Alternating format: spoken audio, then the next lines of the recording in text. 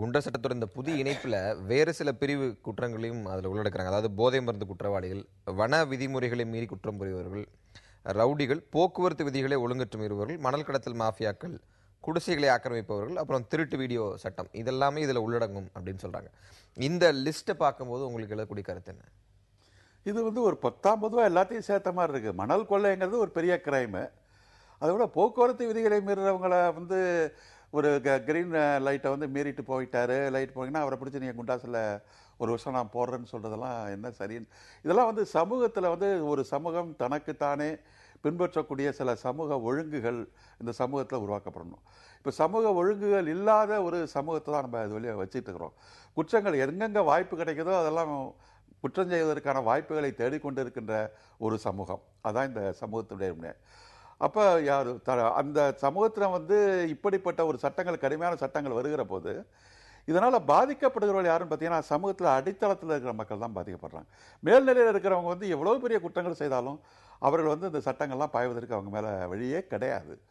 ஏன்னா சமூகத்தில் அடித்தளத்தில் இருக்கிற மக்கள் அவர்களுடைய சமூக வாழ்நிலை, அவர்களுடைய பொருளியல் நெருக்கடிகள், சமூகத்தில் அவங்களுக்கு கொடுக்கப்பட்ட அந்த ஸ்டேட்டஸ், இவைகள்லாம் ஒரு குற்றங்கள் புரிவதற்கு காரணமாக இந்த சமூகம் அவனை உருவாக்குது. அப்போ இந்த சமூகத்தில் இருக்கிற பிரச்சனைகளை தீர்ப்பதற்கான ஒரு முயற்சிகளில் சட்டங்களை கொண்டதை விட அதில் தான் அதிக கவனம் செலுத்தணும். அந்த பிரச்சனைகளை நீங்கள் அப்படியே வச்சுக்கிட்டு கடுமையான சட்டங்களை மட்டுமே மேலே மேலே கொண்டு வந்ததுனால அந்த சட்டங்களால் என்ன பயன் கிடைக்க போகுது? இதனால் பாதிக்கப்படப்படுறவங்க தவறாக பயன்படுத்துவதற்கும் அப்பாவிகள் பயன்படுத்துவது தான் இருக்குது. நான் இதுக்கெல்லாம் ஏற்கனவே சட்டங்கள் இருக்குது. போக்குவரத்து விதிகளுக்கு சட்டங்கள் இருக்குது, மணல் கொள்ளைக்கு சட்டம் இருக்குது, நீங்கள் சொல்கிற அந்த வன பாதுகாப்புகளுக்கு சட்டங்கள் இருக்குது. இந்த சட்டங்களுக்கு எதிராக நடவடிக்கை எடுத்து அவைகளை ஒழுங்காக முறையாகவே அமல்படுத்தலாமே. வெறும் குண்டாஸ் ஆக்டில் மட்டும் நீங்கள் போட்டு அவன் 3 மாதத்தில் திரும்ப வெளியில் வராங்கிறான். அது இல்லாமல் நீங்கள் இந்த ஹேபிச்சுவல் அஃபண்டராக இருக்கணுங்கிற அவசியம் இல்லை அப்படிங்கிற ஒரு பிரிவு இதில் இருக்கிறது ஒரு ஆபத்தான விஷயம் அப்படிங்கிறது நான் பார்க்குறேன். இதை மாதிரியான சட்டங்களுடைய ஒரு நோக்கம் கொண்டு வரப்பட்டது ஹேபிச்சுவல் அஃபண்டருக்கு தான். அதை எடுத்துகிட்டு இந்த மாதிரியான விஷயத்தில் பண்ணிங்கன்னா ஒரு பெரிய அடக்குமுறை சட்டத்தை முறைகேடாக பயன்படுத்துகிறாங்க. அது காவல்துறையிட்ட இந்த சட்டங்களை எடுத்து கையில் கொடுத்துட்டிங்கன்னா காவல்துறை எந்த ஒரு நியாயமான வழக்குகளை பதிவு செய்யாத காவல்துறை, சட்டங்களை முறைகேடாக பயன்படுத்தக்கூடிய வாய்ப்பை எதிர்பார்த்து கொண்டிருக்கின்ற காவல்துறையிடம் இவ்வளோ அதிகாரங்களை எடுத்து நீங்கள் கையில் கொடுத்தீங்கன்னா அது சமூகத்தில் எந்த அளவுக்கு தாக்கத்தை, மாற்றத்தை உண்டாக்க போகுது அப்படிங்கிறத நான் இல்லை. இந்த விஷயங்களில் பாலியல் வன்கொடுமை அந்த விவகாரங்களை தள்ளி வைத்துவிட்டு மற்ற விஷயங்களை பார்க்கும்போது மணல் கொள்ளை இதெல்லாம் பெருங்குற்றங்கள். இது சாமானிய மக்களுக்கு தொடர்பற்ற குற்றங்கள். ஆனால் வன விதிமுறைகளை மீறுவதோ, போக்குவரத்து விதிகளை மீறுவது, குடிசை பகுதியில் ஆக்கிரமிப்பவர்கள் அப்படிங்கிற விஷயங்கள்லாம் உடனடியாக எளிய மக்களை போய் சென்றடைவது, நீங்கள் ஆதாரம் இல்லாமல் எந்த வகையிலும் குற்றங்களை சுமத்தக்கூடிய வகையில் இதுக்கான வாய்ப்புகள் இருக்குது. அது என்ஃபோர்ஸ்மெண்ட் லெவலில் வாய்ப்புகள் இருக்குன்னு சொல்கிறாங்க. இது நீங்கள் எப்படி பார்க்குறீங்க? தவறுகள் நடப்பதுங்கிறதுக்காக ஒரு சட்டத்தை ஏற்றாமல் இருங்கன்னு சொன்னால்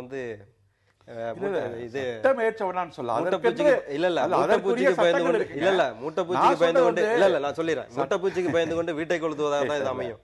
ஏற்கனவே சட்டங்கள் இருக்குங்கிறதுக்காக அதையும் தாண்டி குற்றங்கள் தொடர்ந்துகிட்டு இருக்கிறதுங்கிறதுக்காக தான் உடனே என்போர்ஸ்மெண்ட் அத்தாரிட்டி இவங்க உட்காந்து டிஸ்கஸ் பண்றாங்க. இதை எப்படி திரும்பவும் தடுக்கிறது? ஏற்கனவே சட்டங்கள் இருக்கு, ஐபிசில எல்லாமே கவர் ஆயிடுது.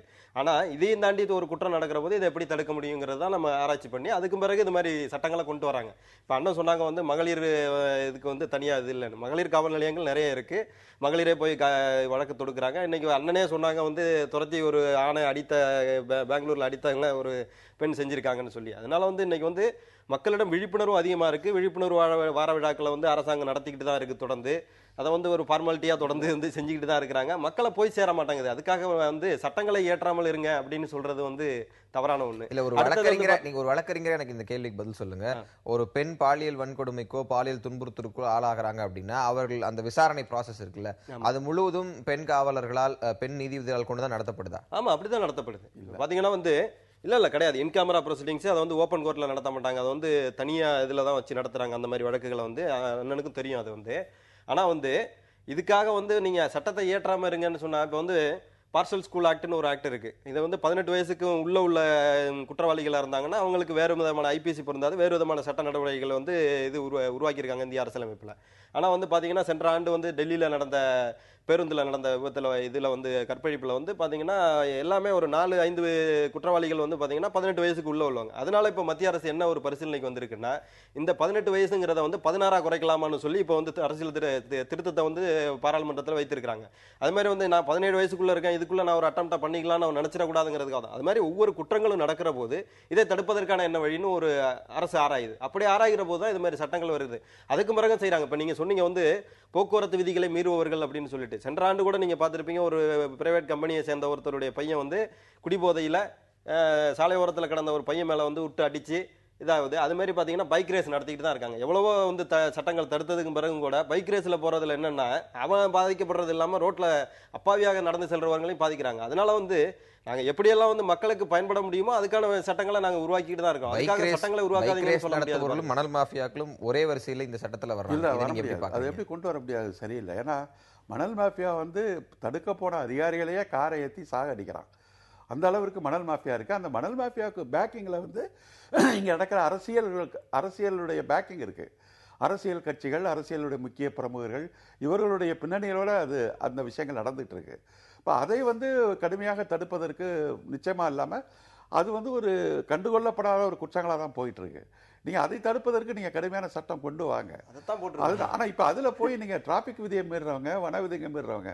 இன்னொரு இந்த பாலியல் வன்முறையை பொறுத்தவரை நீங்க பார்க்க வேண்டிய செய்தி என்னன்னா, இந்த சமூகம் வந்து ஒரு பால் உறவு வன்முறையை எப்படி பார்க்குதுன்னு சொன்னா, அது ஒரு பெண்ணுக்கு வந்து அது வந்து அது ஒரு பெண்ணுக்கு ஏற்பட்ட ஒரு விபத்தாக இந்த சமூகம் பார்க்கல.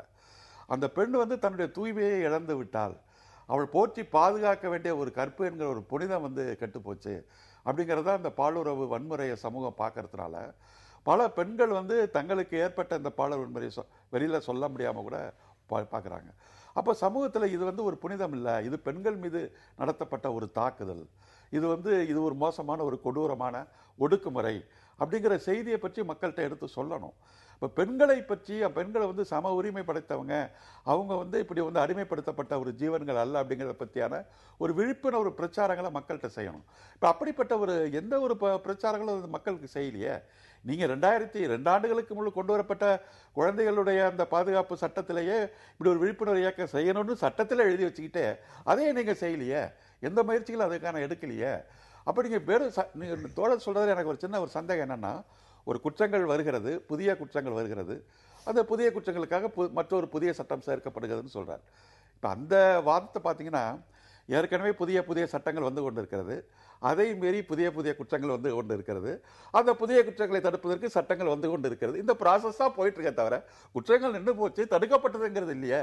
அப்ப கொண்டு வரப்பட்ட சட்டங்கள் தோல்வி அடைஞ்சிருச்சுங்கிறதான ஒத்துக்க வேண்டிய விஷயம். அதே உங்களோட இறுதி கருத்தை எடுத்துக்கிறேன். இந்த வைஸ் வெர்சா காம்பினேஷனை நீங்க எப்படி பாக்குறீங்க?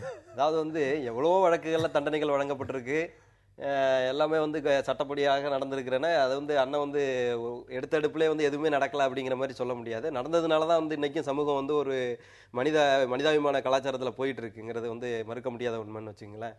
அடுத்தது வந்து பாலியல் வன்கொடுமைக்கு பொறுத்த வரைக்கும் ஒரு ஸ்ட்ரிக்டான சட்டம் இல்லைன்னு வச்சுக்கங்களேன். இன்னமும் வந்து தவறுகள். இப்போ வந்து ஆசிட் வீசின வழக்கு, காரைக்காலை சேர்ந்த அந்த பொண்ணு மேலே ஆசிட் வீசின வழக்கு, எவ்வளோ வழக்குகள் தொடர்ந்து குற்றங்கள் நடந்துகிட்டு தான் இருக்கு. அதை தடுக்க அடுத்தடுத்து சட்டங்களை இயற்ற வேண்டியது தான் வந்து அரசினுடைய கடமை. இங்கே அரசியலமைப்பு சட்டமே எங்கெங்கெல்லாம் தேவை வருதோ அந்த நேரத்தில் அந்த அப்ராப்ரியேட் கவர்மெண்ட் வில் எனாக்ட் த ஆக்ட்ங்கிறத தான் சொல்லியிருக்காங்க. அதனால வந்து சட்டத்தை ஏற்றி தான் ஆகணும், வேற வழி கிடையாது. அது ஒரு சில பேர் மிஸ்யூஸ் பண்றாங்கிறதுக்காக சட்டத்தையே ஏற்றாமல் இருக்கணும்னு சொன்னா அப்புறம் அண்ணனே வந்து உட்கார்ந்து சொல்லுவாங்க வந்து சட்டம் ஏற்றாம கவர்மெண்ட் வந்து வேடிக்கை பார்த்து கொண்டிருக்கிறது அப்படின்னு ஒரு குற்றச்சாட்டையே அண்ணன் வைப்பாரு. இது வந்து மனிதாபிமான இல்ல இல்ல அப்படியே மாத்தி பேசுவாங்க. இப்படி செஞ்சாலும் தப்புங்க, அப்படி செஞ்சாலும் தப்புங்க சொல்லுவாங்க. பிரிவென்டிவ் சட்டங்களை பத்தி தான், சட்டங்களை பற்றி இல்ல. சட்டங்கள் கடுமையா வரட்டும், ஆனா இந்த மாதிரியான தடுப்பு சட்டங்கள், அது தடுப்பு விழிப்புணர்வு இல்ல அப்படின்னு சொல்றதெல்லாம் வந்து சமுதாயத்துல விழிப்புணர்வு இல்ல, அதனுடைய நோக்கத்தை நிறைவேற்றவில்லை. ஒரு வழக்கு வந்து நீங்க கிராமத்துல எங்க வேணாலும் போய் கேளுங்க, 2G ஸ்பெக்ட்ரம் வழக்கை பத்தி எல்லாருக்கும் தெரியும். அடுத்து வந்து பாலியல் வன்கொடுமையில இருந்து அனைத்து இது வந்து மக்கள் இன்னைக்கு வந்து ஊடகங்கள், அதுவும் உங்களை போன்ற ஊடகங்கள் வந்து நிச்சயமா கொண்டு போய் செய்திகள் தெரியும். பற்றிய தண்டனைகள் குறித்து விழிப்புணர்வு 100% போயிருச்சுன்றத நம்ம நிச்சயமா இருக்கு. நாங்க வழக்கறிஞரா நான் பதிவு பண்ணிட்டு 2000 வந்த போது இருந்த வழக்குகளை விட 5000 வழக்குகள் பதிவானது. இன்னைக்கு 50000 வழக்குகள். மக்கள் வந்து விழிப்புணர்வுல வந்திருக்காங்க. கூடுதல் விழிப்புணர்வுக்கு பதிலாக கடுமையான சட்ட அறிவிப்புகள் மட்டும் போதாதுன்றது விடுதலை ராஜேந்திரன். சட்ட அறிவிப்புகள்ங்கிறது அவங்களை பயமுறுத்துறதுக்காக தான், குற்றவாளிகளை பயமுறுத்துறதுக்காக. நாங்க வந்து சீமானை போன்ற தோழர்களை ஏற்கனவே இருக்கிற பயமுறுத்துவதற்கு IPC தோழர்களை பயமுறுத்துவதற்காக உருவாக்கல, குற்றவாளிகளை பயமுறுத்துவதற்காக தான் நாங்க சட்டங்களை அந்த கொண்டு அளவில் வந்திருக்கிறோம். மிகவும் மகிழ்ச்சி. நிகழ்ச்சியில் கலந்து கொண்டு பல்வேறு கருத்துக்களை பகிர்ந்துட்டீங்க. கருத்துக்களுக்கு நன்றி. மீண்டும் ஒரு புது புது அர்த்தங்கள் நிகழ்ச்சியில் சந்திக்கலாம்.